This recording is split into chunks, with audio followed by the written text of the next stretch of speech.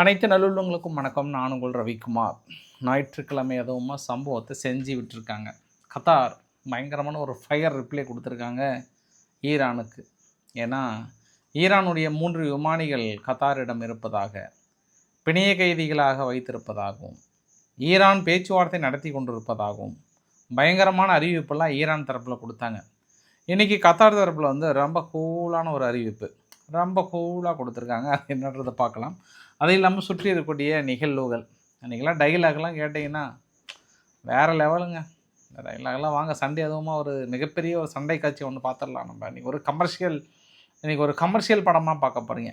இன்றைய பதிவில் நீங்கள் டைரெக்டாக நம்ம சம்பவ இடத்துக்கு போயிட்டே இருக்கலாம். நம்ம பதிவுக்குள்ளே போகிறதுக்கு முன்பு நீங்கள் நம்ம சேனலை சப்ஸ்கிரைப் பண்ணலாம். சப்ஸ்கிரைப் பண்ணிட்டு வாங்க. மறக்காம பெல் பட்டனை கிளிக் பண்ணி ஆல் ஆப்ஷன்ஸ் கொடுங்க. வீடியோ கொடுக்கலாம்.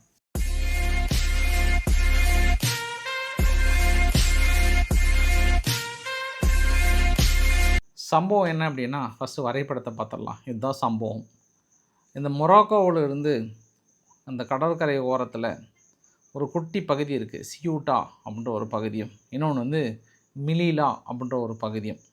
இந்த சியூட்டா பகுதியில் ஒரு 2 வாரத்திற்கு முன்பு பெரு அளவுக்கான அகதிகள் மொராக்கோவில் இருந்து திடீர்னு உள்ளே பூந்துட்டாங்க. சமாளிக்கவே முடியல.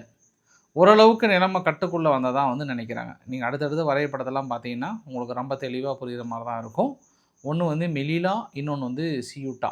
இந்த 2 பகுதி தான்.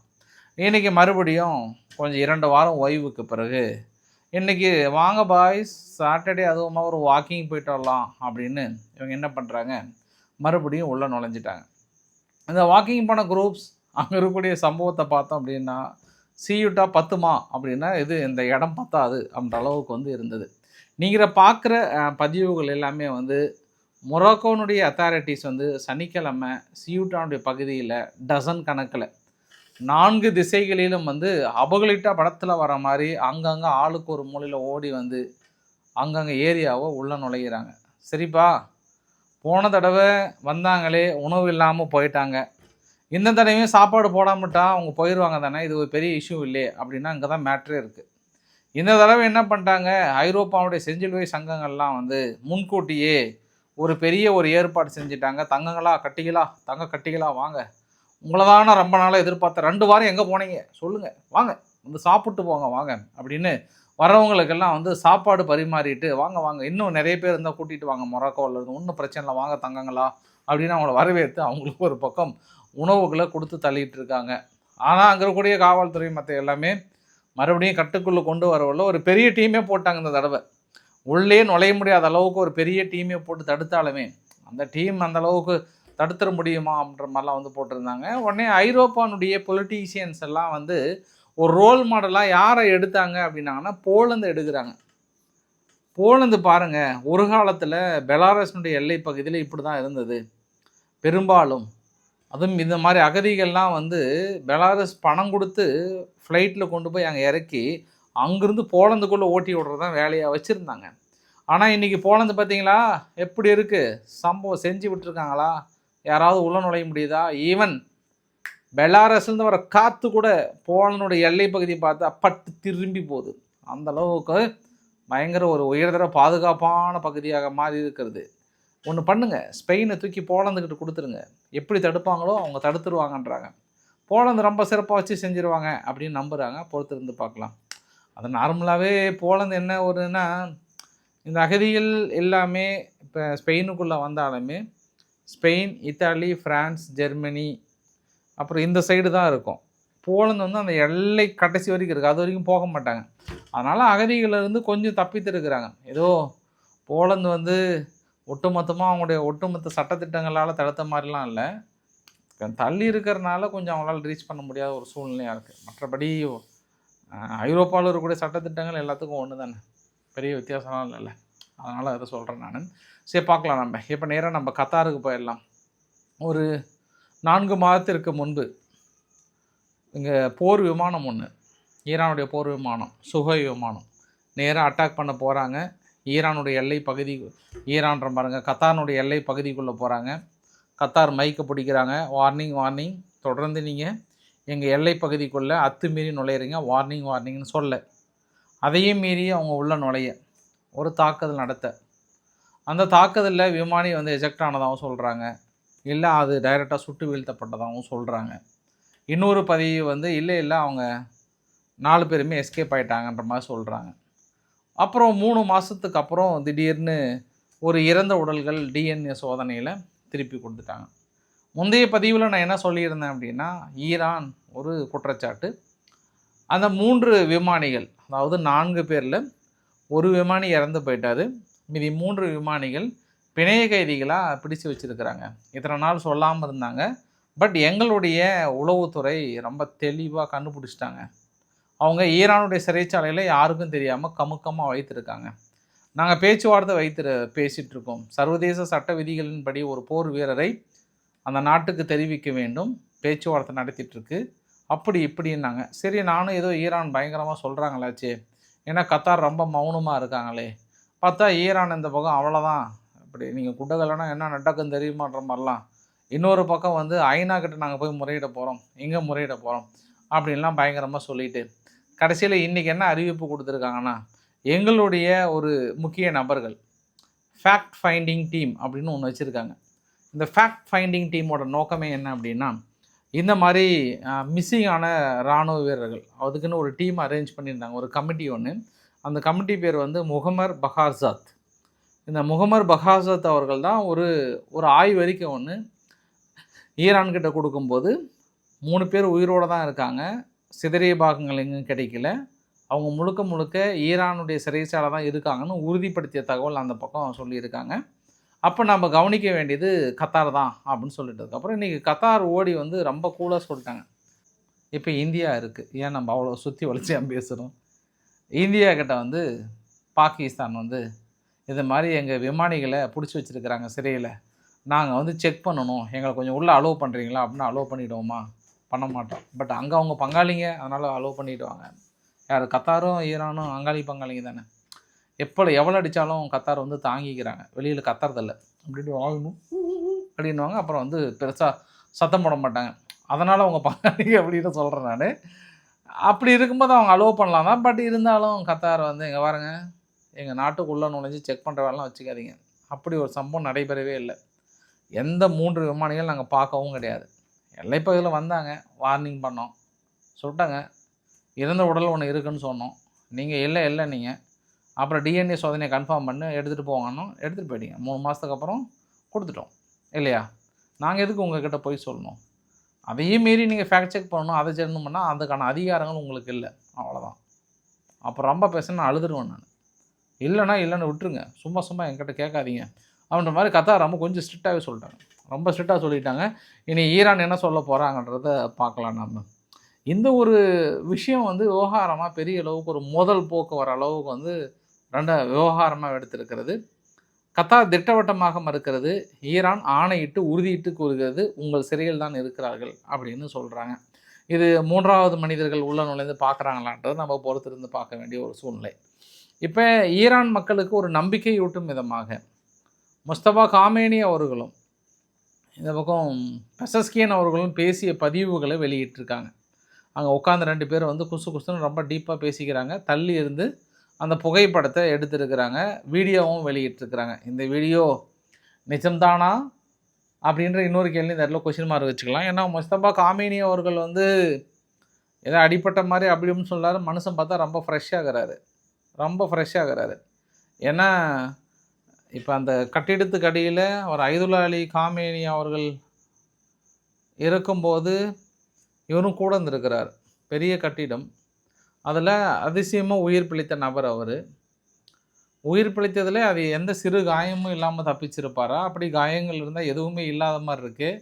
அது நிஜம்தானா என்னன்னு தெரியல. பட் ஏதோ ஒரு வீடியோ பதிவு வெளியிட்டிருக்காங்க. இது எல்லாமே அவராக வந்து பேசினா மட்டும்தான். அது வரைக்கும் இவங்களும் அந்த மக்களுக்கு நம்பிக்கை ஏற்றுற மாதிரி வெளியிட்டு தான் இருப்பாங்க. இல்லை அட்டைப்பொட்டியை காட்டினா கூட இப்போதைக்கு ஈரான் மக்கள் நம்புறதுக்கு தயாராக இருக்காங்க, கொஞ்சம் உத்வேகமாகவும் இருக்கிறாங்க. எங்கள் தலைவர் இருக்கிற வரைக்கும் ஈரான் ஒன்றும் அசைக்க முடியாதுன்றாங்க.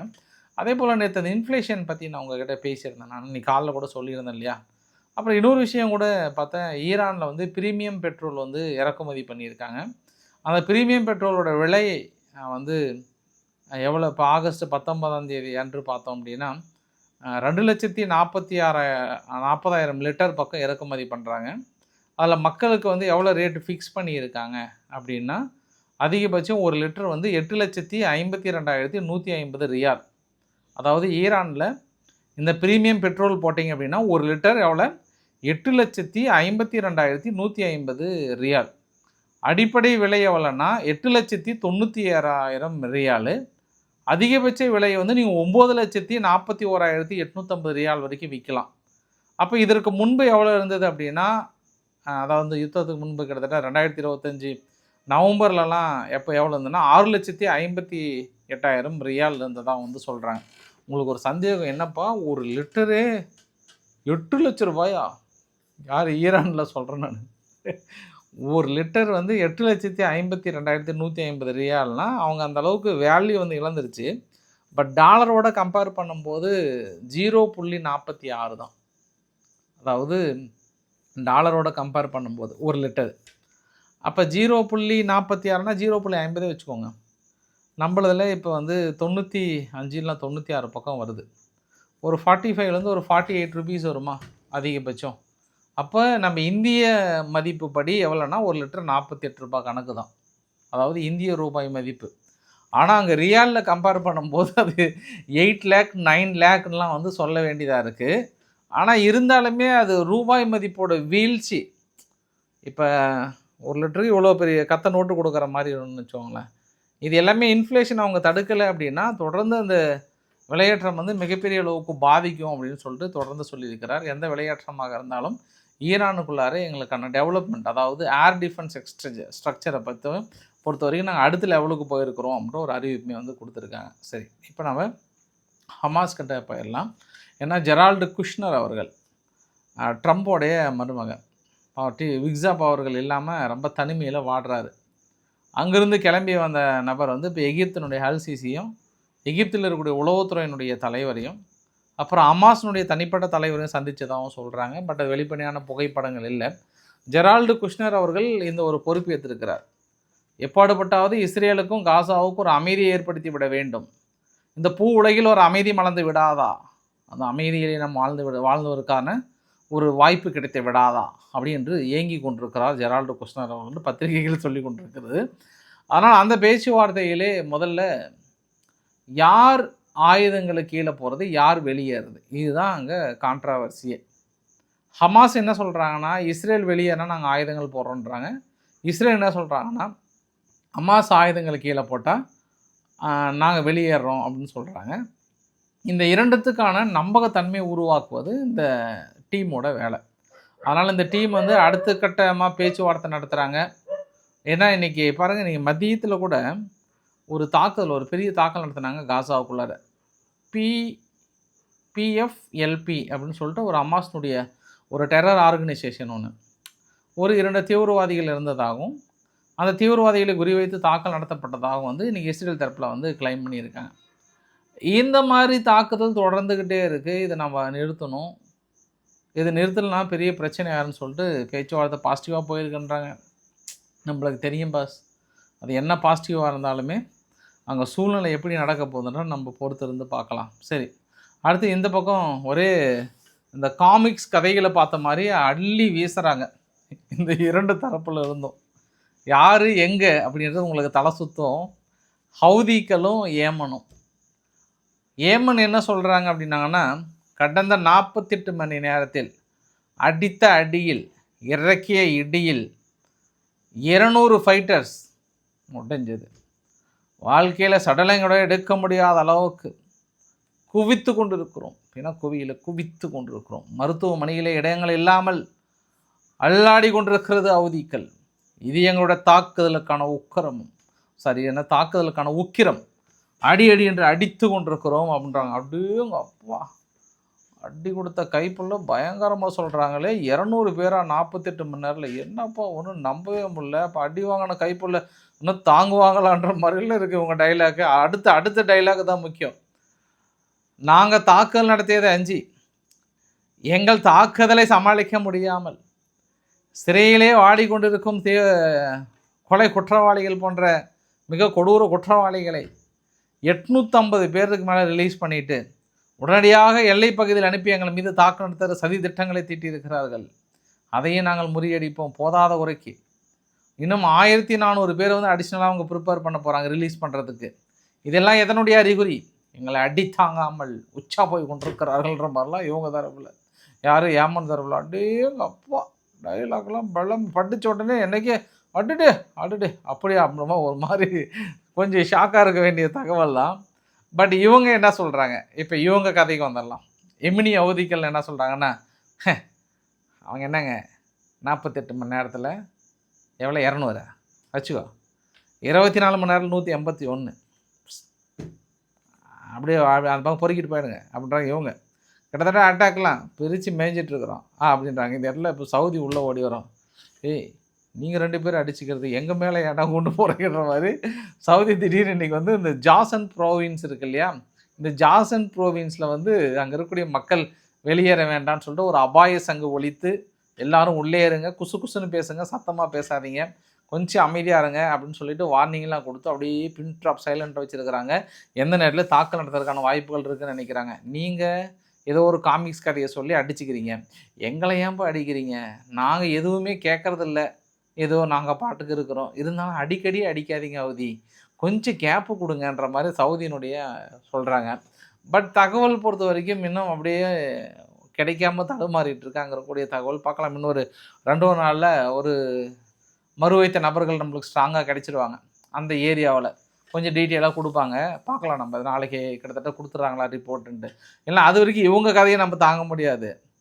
இவங்க 200 பேருன்னுவாங்க, இவங்க 150ன்னுவாங்க, அடித்தா அடி இடித்தா இறங்கியா இடின்ற மாதிரி இவங்க சொல்லுவாங்க. அந்த கதையை நம்மளால் தாங்க முடியாது. ஆனால் என்னென்னா ஒன்று மட்டும் கிளாரிட்டியாக புரியுது, எல்லைப்பகுதியில் கடுமையான யுத்தம் நடைபெற்று கொண்டு இருக்குது. பட் நம்மளோட பார்வையில் நான் உங்களையும் கோத்து விட்டுறேன், நம்மளோட பார்வையில் ஹவுதிகள் கொஞ்சம் அதிகமாக அடிச்சிட்ருக்காங்கன்றது ஒரு கூடுதல் தகவல். சவுதி உள்ள நுழைய பயப்படுறாங்கன்றது ஒரு கூடுதல் தகவல். ஏமன் இதை சமாளிக்கிறாங்களான்றதை பொறுத்திருந்து பார்க்கலாம். 14, 15ஆம் தேதி மட்டும் இது 3 கப்பல்களை அடிச்சிருக்காங்க. அது வந்து கிட்டத்தட்ட உறுதி பண்ணியிருக்காங்க. சென்காம் வந்து உறுதியாக சொல்லியிருக்காங்க. ஈரான் கன்ஃபார்மாக 3 கப்பல் மீது தாக்கல் நடத்தியிருக்காங்க. 14ஆம் தேதி 2ம் 15ஆம் தேதி ஒரு கப்பல் மீதும் தாக்கல் நடத்தியிருக்காங்க. இந்த இடத்துல அமெரிக்காவும் ரொம்ப பொறுமையாக இருக்கிறாங்க. பரவாயில்ல, இதற்கு முன்னே ரொம்ப வெறி பிடிச்ச வேங்கையாக இருப்பாங்க, உடனே தாக்கல் நடத்துவாங்க. இப்போல்லாம் அப்படிலாம் இல்லை, ஆயுதங்கள் வந்து கையில் சேர வரைக்கும் கொஞ்சம் பொறுமையாக இருக்கிறாங்கன்றது கூடுதல் தகவல். இன்றைக்கி நபாட்டியா அப்படின்ற ஒரு பகுதியில் இஸ்ரேல் கடுமையான தாக்கலை நிகழ்த்தியிருந்தது என்பது ஒரு கூடுதல் தகவலாக சொல்ல முடியும். ஹமீர் அட்டாமி அவர் தான் ஈரானுடைய ஆர்மி கமாண்டர் இன் சீஃப். அவர் என்ன சொல்கிறாருன்னா, அவங்க வீரர்களுக்கு $30,000 வந்து சலுகை ப்ரைஸு. நீங்கள் வந்து நான் சொல்கிறது மட்டும் பண்ணிட்டீங்கன்னா உங்களுக்கு வந்து $30,000 இந்த டேபிள் மேலே இருக்குது, நீங்கள் எண்ணிட்டு போயிட்டே இருக்கலாம், சும்மா கவுண்ட்லாம் பண்ண தேவைலாம், அடிச்சுக்கலாம், ஒன்றும் பிரச்சனையே இல்லை.